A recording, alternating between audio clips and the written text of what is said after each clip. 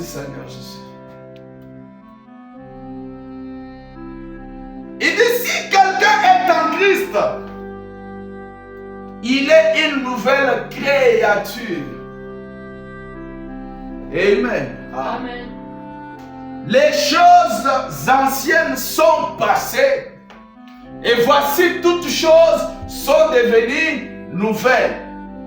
Quand on est ancré en Christ, quand on entre dans cette atmosphère, quand on abandonne sa vie, quand on accepte d'entrer dans les eaux de baptême, parce que beaucoup de gens entrent dans les eaux de baptême, ils ne connaissent pas leur vraie importance. Ils ne connaissent pas pourquoi ils entrent dans ces eaux de baptême. C'est pourquoi il y a des cas, quelqu'un qui était baptisé hier, aujourd'hui et le lendemain, il est la même personne, il continue à vivre de la même manière. Cette personne n'a pas encore compris l'importance du baptême d'eau. Amen. Amen. Dans la marche chrétienne, nous parlons ici de la nouvelle naissance. Alors la nouvelle naissance a quelques sous-points que nous allons un peu intituler. Comme le premier point, c'est le baptême d'eau. Amen. Amen. Tu ne peux pas dire que tu es né de nouveau si tu n'es pas passé par le baptême d'eau.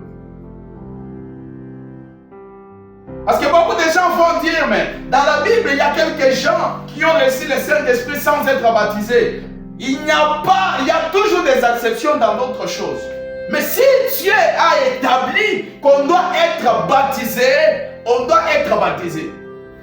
Amen. Amen. Dans Actes chapitre 2, verset 38, la Bible dit, répandez-vous et que chacun de vous soit baptisé au nom de Jésus-Christ pour la rémission de vos péchés. On ne va pas prendre quelque chose que Dieu a contourné la procédure et faire de ça une loi. Amen. La Bible dit, répandez-vous et que chacun de vous soit baptisé au nom de Jésus. Amen. Pas au nom du Père, Fils et Saint-Esprit, mais Pierre qui avait reçu les clés du ciel. Il dit aux gens, vous devez vous repentir. Amen. Tu ne peux pas être né de nouveau sans passer par la repentance. Amen. Tu ne peux pas être né de nouveau sans passer par le baptême d'eau. Le prophète nous dit que le baptême d'eau, c'est une confession publique. Amen. Parce que les gens ont même honte d'aller dans les eaux de baptême.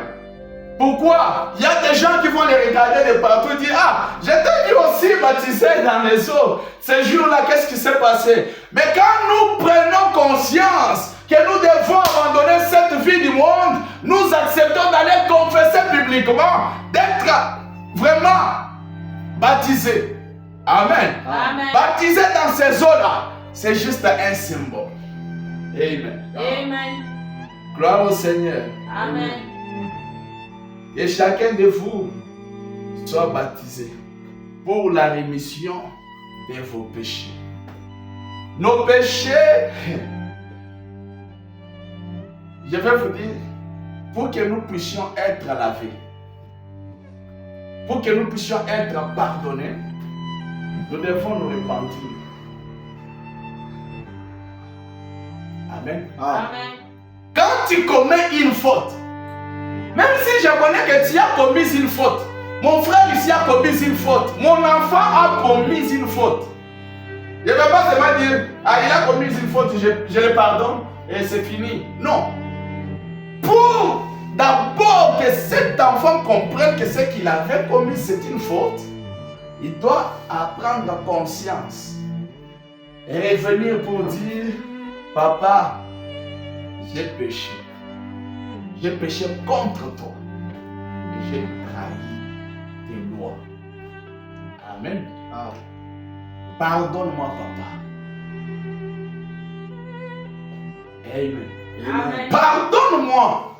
C'est pourquoi nous sommes toujours appelés à confesser nos péchés les uns les autres. C'est ce que la Bible dit dans Jacques chapitre 5. Amen. On doit confesser les péchés les uns les autres.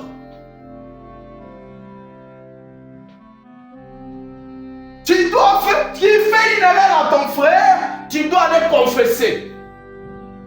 Tu as trahi ta sœur, tu dois aller voir ta sœur lui dire, pardonne-moi. Je t'ai blessé. Je viens vraiment demander pardon de tout mon cœur.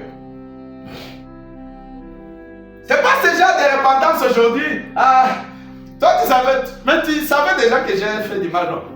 Pourquoi? Pour ne pas me pardonner, mais tu ne me pardonnes pas, tu attends que je vienne te demander pardon.